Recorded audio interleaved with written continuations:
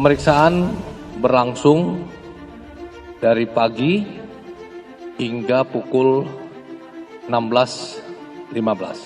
Itu pemeriksaan sebagai saksi.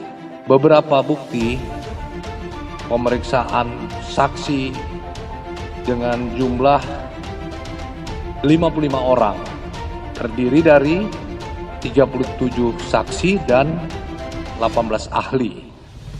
Saksi ahli terdiri dari saksi ahli bahasa, saksi ahli sosiologi hukum, saksi ahli pidana, ahli ITE, analisis medsos, digital forensik, dan antropologi hukum.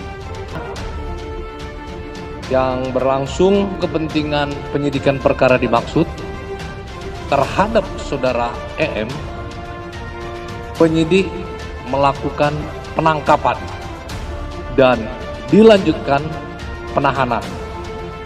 Penahanan dilakukan dengan alasan subjektif dan alasan objektif. Kami berharap kepada Mabes Polri supaya menyidik siapa pelaku provokator ini. Kami berharap itu. Kenapa? Ini ada provokatornya, ada kepentingan politik di sini. Kasus Pak Edi ini. Ya, kami akan menyampaikan itu, minta pelaku yang provokator untuk memberontaknya masyarakat Kalimantan ini siapa? Ada provokatornya ini. Itu kami minta polisi mengungkapkan masalah ini. Kedua, kami minta diperlakukan hukum yang sama. Setiap orang yang dengan sengaja dan tanpa hak menyebarkan informasi yang ditujukan untuk menimbulkan rasa kebencian atau permusuhan individu dan atau kelompok masyarakat tertentu berdasarkan atas suku, agama, ras, dan antar golongan.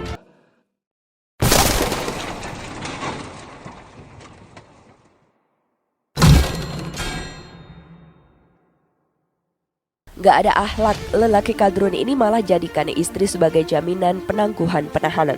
Kuasa hukum dari tersangka kasus ujaran kebencian Edi Mulyadi, yakni Damai Harilubis, memastikan bahwa pihaknya akan berupaya ajukan penangguhan penahanan untuk kliennya itu. Adapun upaya penangguhan penahanan Edi Mulyadi itu, kata Damai, akan mulai dilakukan pada Selasa lewat pihak keluarga dari wartawan senior itu.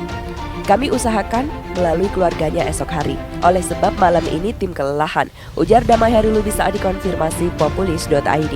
Senin 31 Januari 2022 malam, seperti dikutip dari Warta Ekonomi.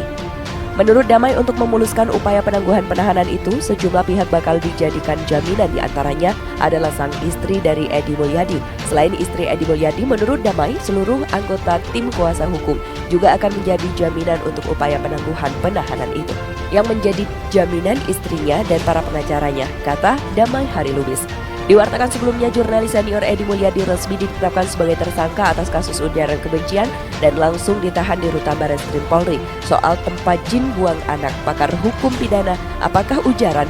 Kepala Biro Penerangan Masyarakat atau Karopenmas Polri Brigjen Ahmad Ramadan mengatakan penyidik Barreskrim Polri telah menaikkan status Edi Mulyadi dari saksi menjadi tersangka. Saya heran dengan para TSK akhir-akhir ini, sudah jelas dalam beberapa perkara sebelumnya istri tidak bisa dijadikan penjamin, kok masih diulang lagi? Apakah lawyer tidak tahu? Atau, kata Mustafa, seperti diketahui Barreskrim Polri menetapkan Edi Mulyadi sebagai tersangka kasus ujaran kebencian berdasarkan suku, agama, ras, dan antar golongan atau SARA yang menyebabkan berita bohong atau hoaks. Edi ditetapkan sebagai tersangka dengan dijerat pasal 45A ayat 2 Janto pasal 28 ayat 2 UU ITE, kemudian Janto pasal 14 ayat 1 dan ayat 2, juga Janto pasal 15 UU nomor 1 tahun 1946 serta Janto pasal 156 KUHP. Setelah dilakukan gelar perkara, penyidik telah menaikkan status dari saksi menjadi tersangka, ujar Brigjen Ahmad, dikutip dari CNN Indonesia. Selain itu, Brigjen Ahmad juga mengungkapkan bahwa pihaknya langsung melakukan penahanan terhadap Edi Mulyadi. Untuk kepentingan perkara dimaksud termasuk tersangka EM, penyidik melakukan penangkapan dan penahanan, ujar.